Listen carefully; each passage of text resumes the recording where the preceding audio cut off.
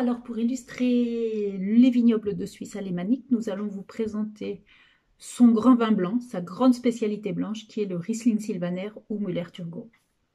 Donc le cépage est connu au niveau international sous le nom de Müller-Thurgau, mais c'est vrai qu'en Suisse alémanique on l'appelle plutôt Riesling Sylvaner. Et en fait le croisement n'est pas du tout un croisement de Riesling fois Sylvaner, mais un croisement de Riesling fois Madeleine Royale. Et c'est le nom qu'a choisi de donner Ricoluti à son vin. Donc, il s'appelle Riesling fois Madeleine Royale. C'est le vin que nous allons déguster. Donc, un petit mot sur la cave de Ricoluti, qui est située à Männedorf, sur les rives du lac de Zurich. Donc, le vignoble est relativement restreint, 2 hectares cultivés seulement. 2 hectares qu'il choisit depuis 22 ans.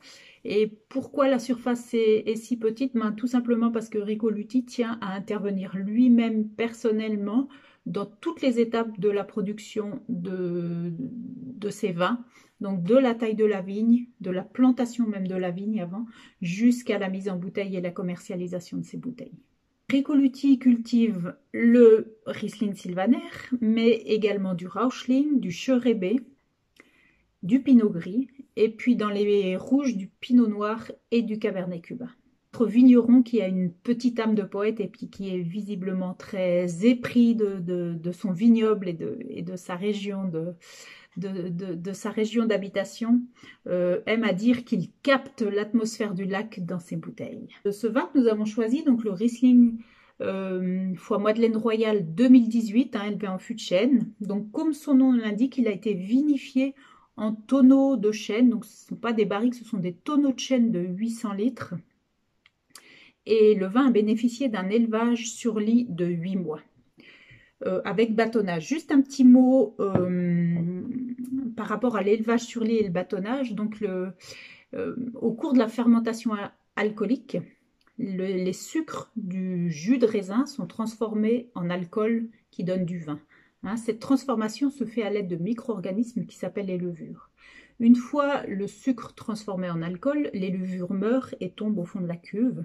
À ce moment-là, le vinificateur a 2 choix. Soit il soutire la cuve et il enlève ses lits, il sépare le vin des lits, soit il choisit de conserver ces lits, une partie ou la totalité des lits, et de les remettre en suspension de manière régulière dans sa cuve ou dans ses barriques.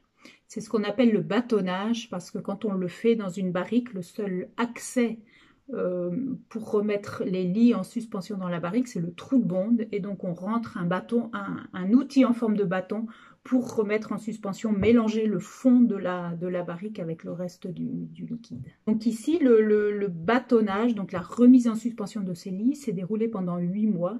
Et qu'est-ce que ça amène, ce bâtonnage? En fait, ça amène du gras et du volume au vin. Normalement, on va le ressentir en bouche. Alors, nous allons déguster. Donc, la robe est or assez pâle. Les Müller-Thurgau ne sont jamais très colorés dans leur jeunesse. Robe assez pâle, or pâle, avec des reflets dorés quand même. Mais elle est limpide et brillante. Le nez.